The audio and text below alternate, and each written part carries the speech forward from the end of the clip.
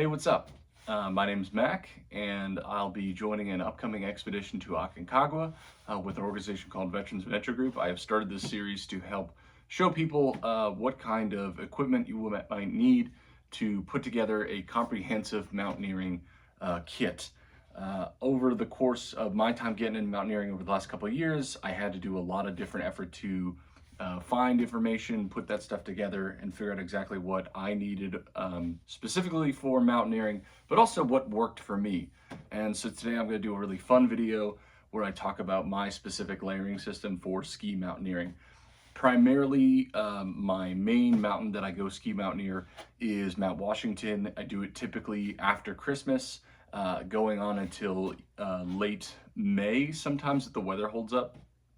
And I'll ski all the way through the Tuckerman's Ravine Trail.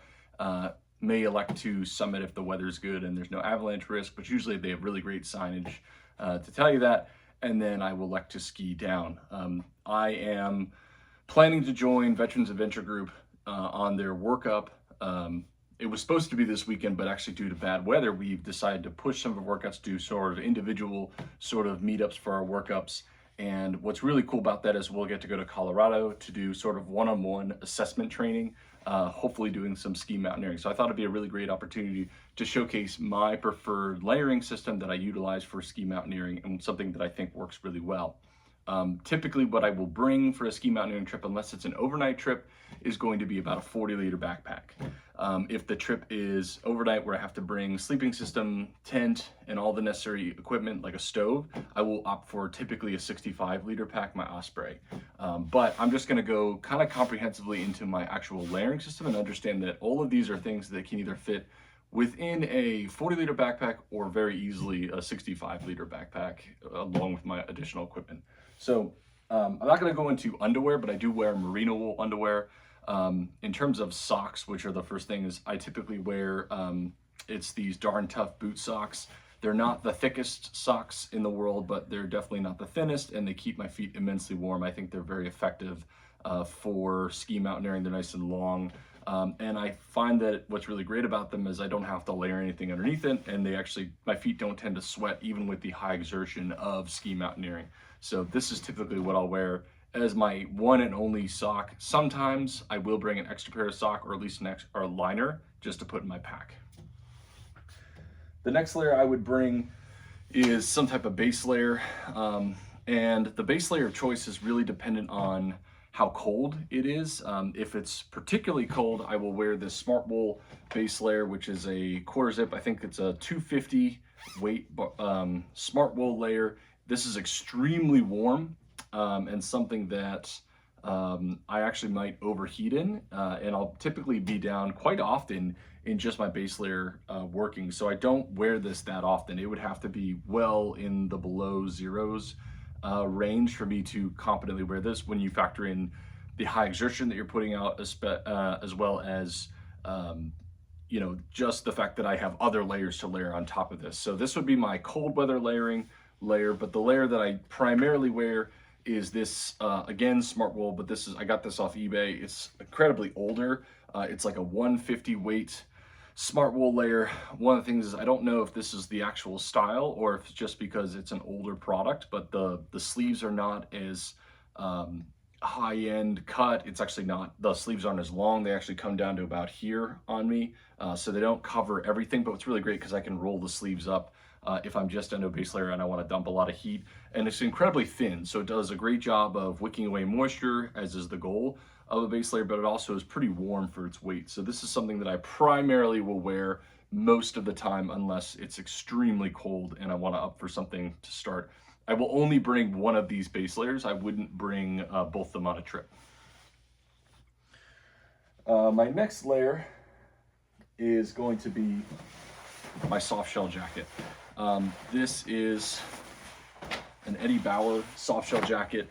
It is a grid fleece soft shell jacket, and I'll typically be wearing my base layer with my soft shell jacket for about 80% of a ski mountaineering trip. I like this soft shell because it blocks the wind, but it's got a full zip, so I can actually zip down. It's got a chest pocket, and it's got cinches at the bottom, so I can really tuck in. and be really snug with my pack. It also has a really good hood that also has a grid fleece in it that comes down and covers my head. And I think that it's something that I like to wear. It's my goal, once I put the soft shell jacket on over the base layer, to pretty much never take this off and have that be everything else I'm layering off of that. If the weather does persist where it's quite hot, and I can go down to just my base layer, and that's totally fine. But this does have a little bit of water repellency. It definitely blocks the wind, and there's more than one occasion where I'm just literally wearing my base layer with my soft shell jacket for most of the trip. I may jump into higher layers, as I'll show in a second, but I've been summiting on the Northeast mountains where the wind wasn't that bad and it wasn't that cold, and I was moving enough to keep ample warm in this layer. And it's just motivating to make you keep moving to keep yourself warm instead of putting on layers and going progressively slow. So my next layer is sort of my active insulation layer. I use the Arc'teryx Atom. It used to be the Atom LT. This is a brand new one for me. This was actually my future Christmas present, as once you get a little bit older, your spouse will just buy you like, this is your Christmas present, because this is a high-end product. I got it on discount like I normally do. I find this is a great next step layer. It's a kind of soft shelly, but not exactly, and it definitely keeps me warm, and it's something that for me adds insulation but also lets me dump heat. This is a long time sort of regular product within mountaineering or ski mountaineering, and it's not a cheap product by any stretch, but it does perform at a really high level, and I love the color in pairing with my sort of mint green jacket with the purple. So that's the layer that I incorporate next. I have another sort of active insulation layer that I actually sewed some merino wool into it, so it's a little bit warmer. I find this actually is better for ski mountaineering just because I'm moving so much to where I don't need it to be as warm. So I think this is a good next step. The next layer would be my down jacket. And I have two down jackets, and I would bring one of them. This is the Fjällräven Expedition Packable Down. This is the most likely jacket that I would bring. It's very light, very small. It's like a medium weight down jacket, and for its weight and its size, it's got like a 950 fill down. It performs exceptionally well. It's not a cheap jacket again, but I found it on the clearance rack and I've loved it. I do wish I had a different color, but black is, I don't mind black at all. So yeah, this thing is definitely a beast. It's very light. It packs into about this big, and it would be my puffy layer that I would put on over top of my soft shell jacket, as well as my active insulation jacket, or if I ever need to take a break. Conversely, if it's extremely cold, I might opt for my big parka, which is this. This is a very filled, it's like a 650 fill down jacket. Very big, very bulky, but it does pack quite a bit. I can even bring a stuff sack to make sure it packs up a lot. I think the reason I would upgrade to this over my Expedition pack light is if I think that it's going to be extremely cold, and if I think I'm going to be wearing, the base layer with the soft shell jacket with the Atom LT quite frequently, but whenever I stop, I want to make sure that I'm definitely cold, definitely warm. So if the temperatures are, well below 0 degrees, this would be something that I would definitely opt for. If I go on a big expedition, I actually bring both, and part of this jacket that's really cool about it is it wasn't that expensive. I got it from a company called Mountain Equipment, or I think it's Mountain Warehouse, which I don't know how they source their down, if it's ethical or not. And it's certainly not the highest quality Expedition parka by any stretch, but for me as a bigger guy and incorporating a layering system, I'm 6'4". I was looking for a triple XL. And so they don't make a lot of down parkas that are triple XL. And so what I figured out was if I can find a triple XL, which I did with Mountain Warehouse, then I can utilize a 2 down jacket system. So get a really nice double XL jacket, and then I can layer this over top without it compressing the down. But for ski mountaineering, I would only bring one of these down jackets. And I would just look at the weather and the situation at hand, and particularly if I don't think I'm gonna need it for any specific reason, I'm probably gonna opt for the lighter option as well as the smaller option.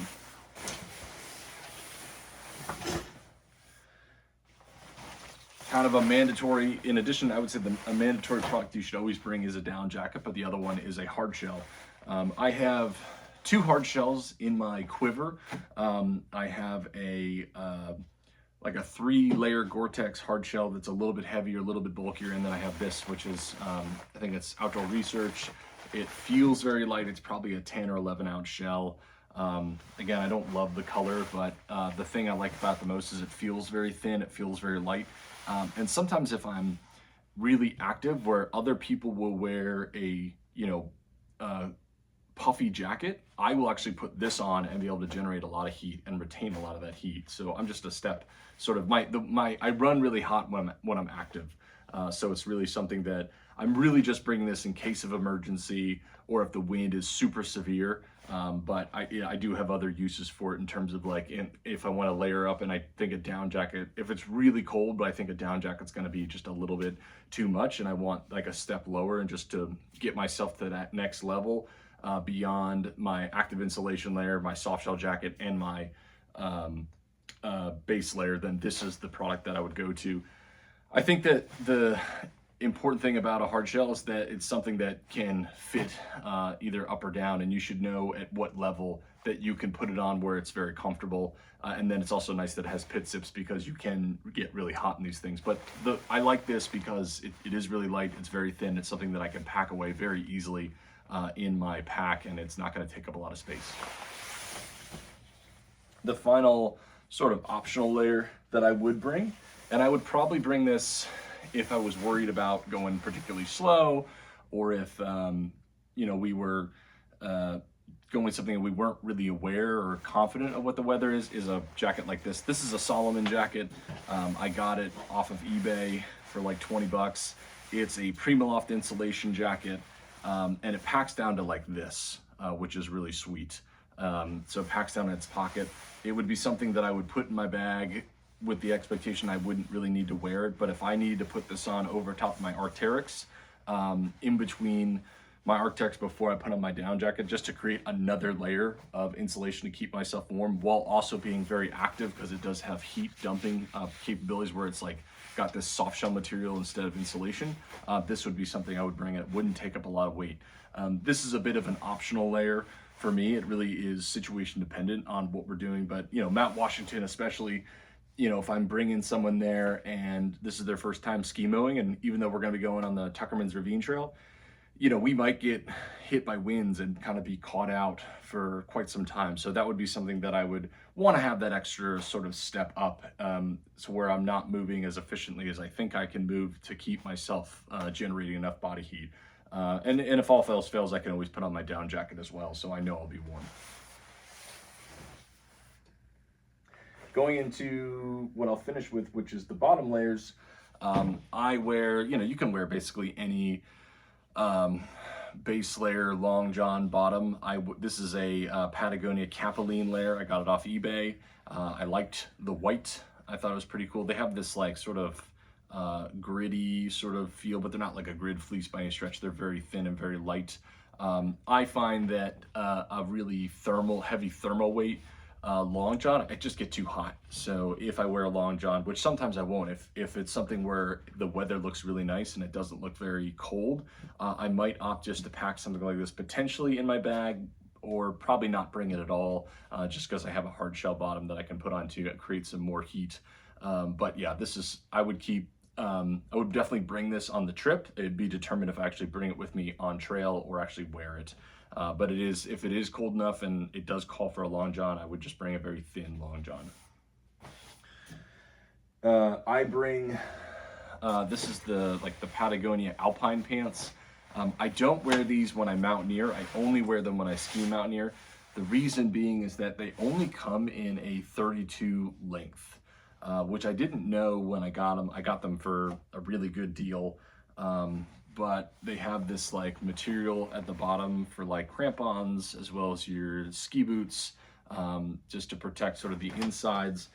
And I find that like, I don't mind wearing my ski boots showing a bit to where like, it looks like I have, like my ankles are kind of out. you know, that's just sort of how I don't mind that look at all. So that's something that I incorporate. I don't have to have the ankles of the pants going over my ski boot, and especially because you're fussing with the back of the ski mountaineering boot to lock it down, or to release the hitches so that you can ski-mo up and down.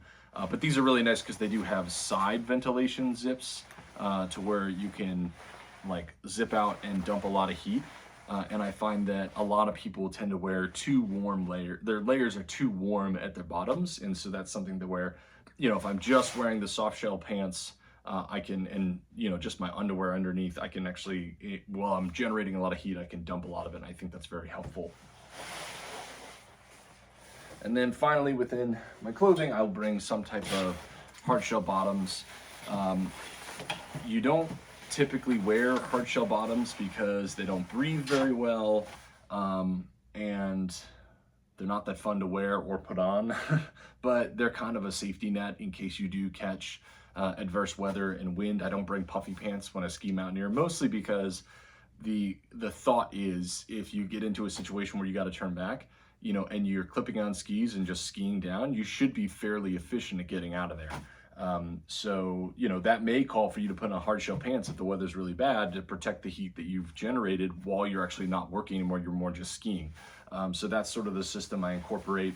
I don't have much to say. I would recommend you find a decent pair, but don't spend an arm and a leg. There's some really high-end, expensive hard shell bottoms out there, and I just don't think they're necessarily worth the money.